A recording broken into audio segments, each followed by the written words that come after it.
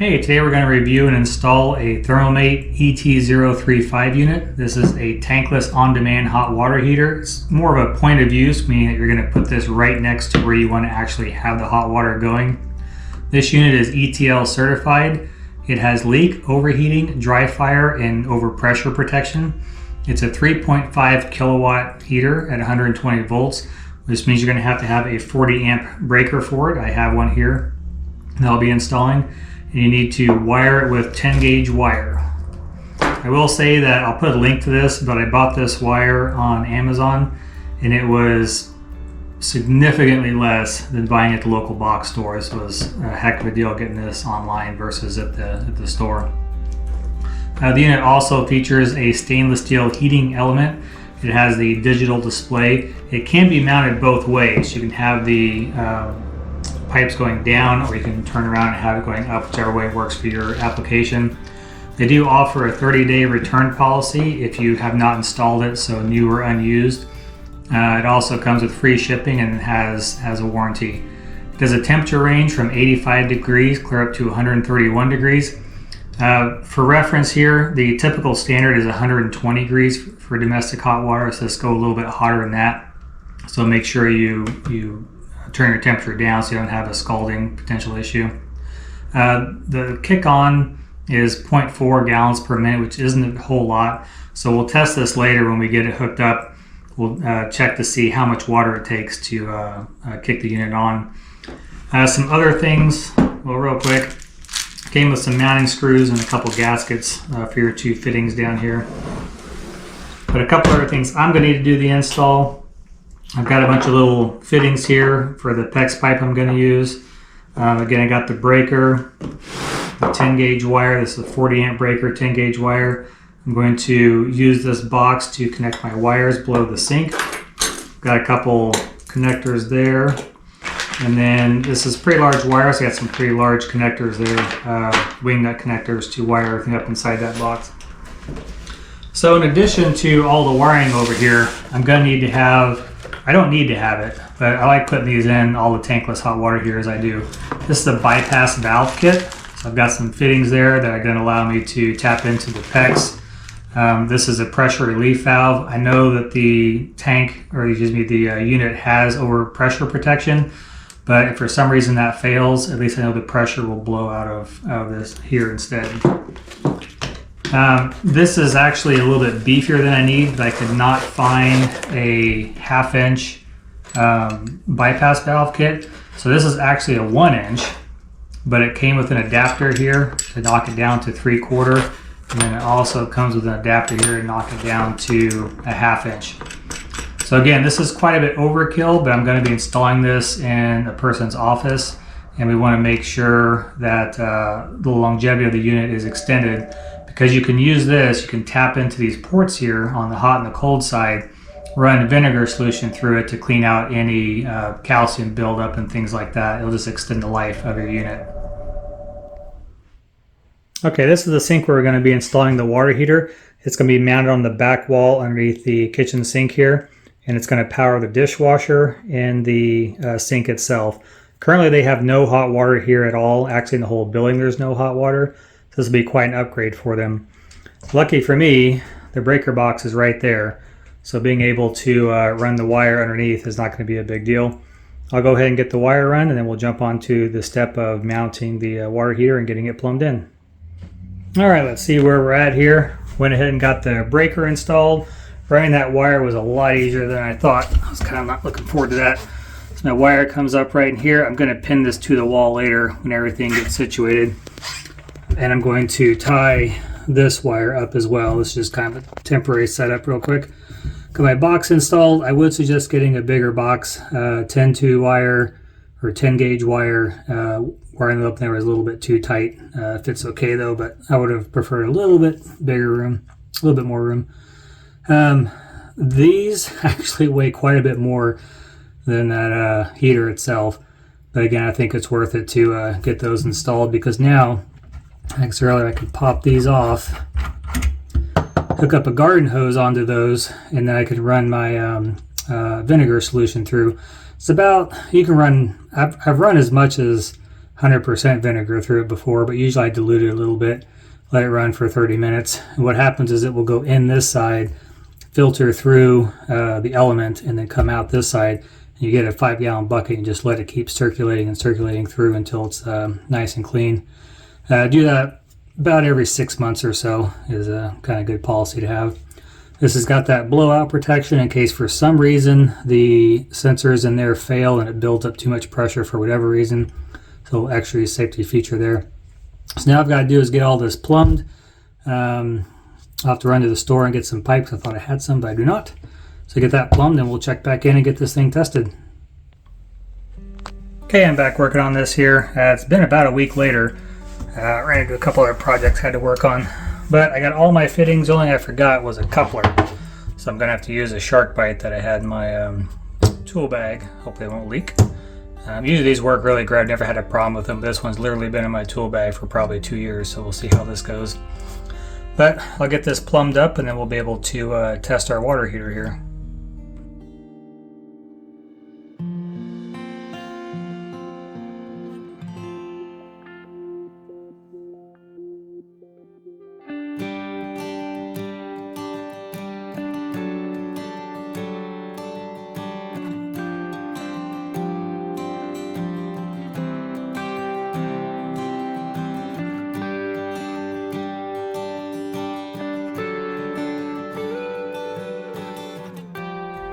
So I'm putting this together. I actually cut this piece a little short by about 1 inch. So I'm just going to take my little hacksaw here, hacksaw through that band, pop it off, put a new one on. Not too difficult.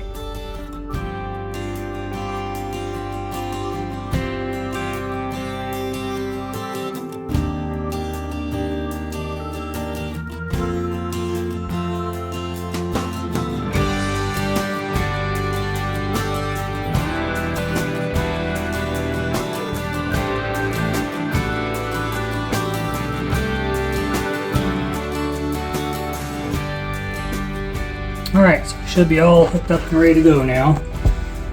Got all my hot water lines run, cold water lines run. We'll go ahead and turn this on and see how she works. Hope I don't have any leaks. Again, the only thing I'm concerned about is that shark bite fitting right there, just because it's so old. I have put those things in the ground. They've been buried for 20 years now and still haven't leaked, so I'm a firm believer that those work just fine. Well, when you're dumb, you're dumb. I did not put a fitting on there, so I'll do that real quick. That was pretty dumb of me. Okay, you're back in business. I don't appear to have any leaks, at least on the cold water side. So we'll go ahead and let's turn this on first. Whoa, there we go. You guys are getting all sorts of screw ups here. Gotta turn those off. Jeez, I think I was completely unsure what I was doing. Problem is I'm going fast. I'm trying to get this done. Too many other things to do today. So, everything hooked up here. Shouldn't have any leaks. Let our water go through both sides. Alright. Make sure I got all the air out of the line.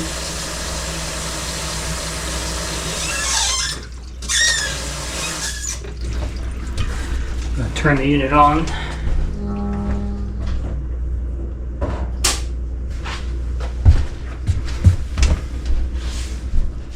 All right.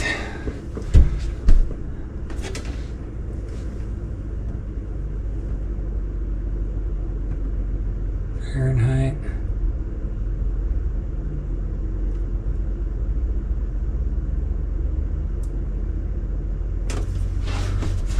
It's 100. All right. 120 is standard. We'll go 110. This is just a little kitchen sink, so it should be fine. Oh, not what I want to do. Guess we're gonna go 111. Oh, 131. What are we doing here?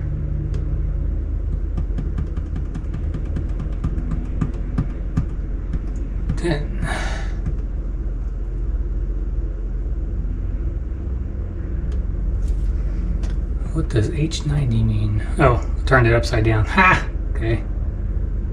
It's only 2 buttons. I can't get it that wrong, can I? Not sure what 64 means either.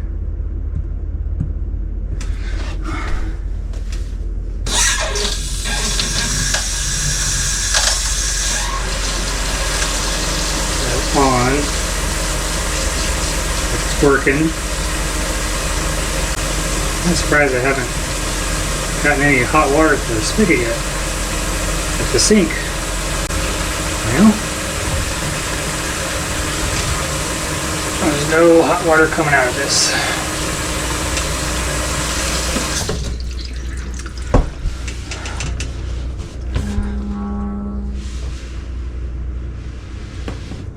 Did not do anything, and it appears I may have a small leak somewhere back behind there.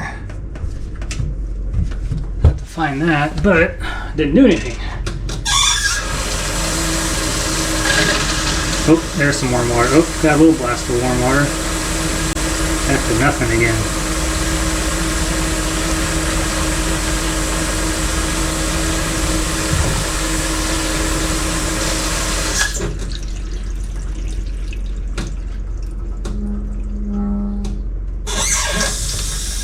I kind of wonder if maybe it's the water is going through too fast, because now my temperature is going up there.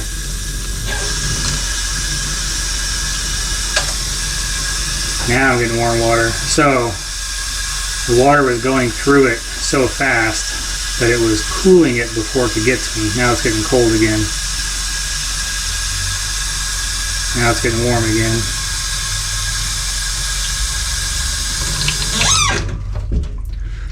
So I'm thinking our issue here is I need to set it higher.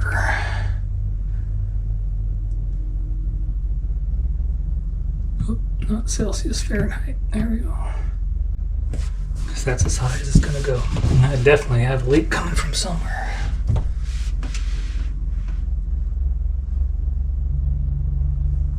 Looks like up there.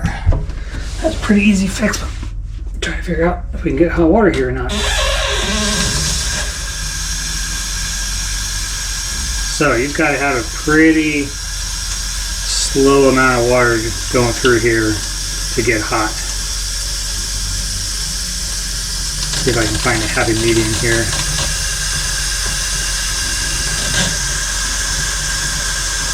I wonder if I can slow that down with the valve there somehow. Slowly gaining.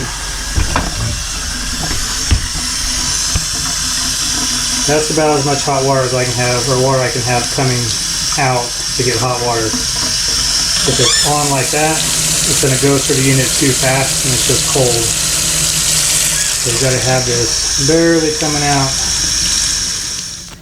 Alright, so I've redone those fittings there. They're not leaking anymore.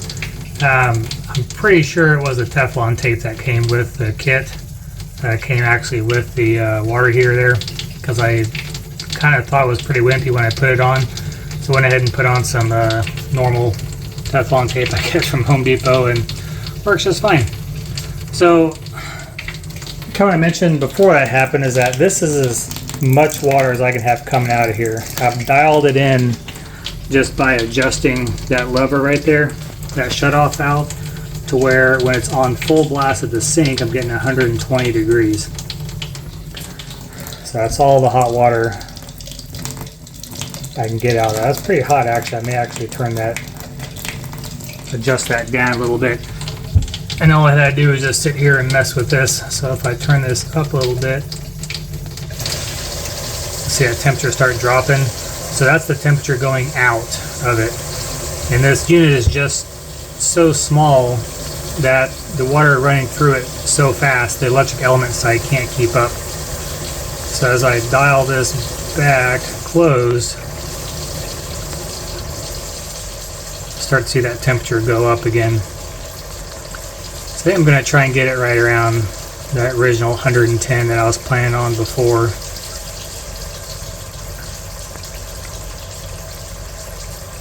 See if I can get this. It's a really tiny adjustment. I almost need to have a knob one, because doing this handle is just the tiniest bit, closes that valve a little bit to lower the amount of water going in. I mean, just for washing your hands and stuff, and so a little bit more warm water gets the dishwasher, because you're not supposed to run cold water into a dishwasher. Reason being, especially the dishwasher here, is cheap. It's a cheap plastic container. The inside liner is plastic, and so what happens is the heating element works extra hard to try and get the water to heat up so it can get the temperature to clean the dishes. And what can happen is it can actually melt that plastic. 102, there a little bit. Got back to where we were before. Oh, that's where I wanted it at, was 110. Yeah, it's gonna be tough to get this dialed in exactly where I want it, but that's what we're gonna have to do. So, I mean, it went together easy. It's nice and small. It fits under here okay. It's just not big enough to handle a heavy flow of water, so you got to have a slow amount going through there if you're going to get any type of heat out of it. The Teflon tape it came with was pretty wimpy. Everything else was not too bad. I mean, considering how we didn't have any hot water here before, this will be a little bit nice, especially since we're heading into winter.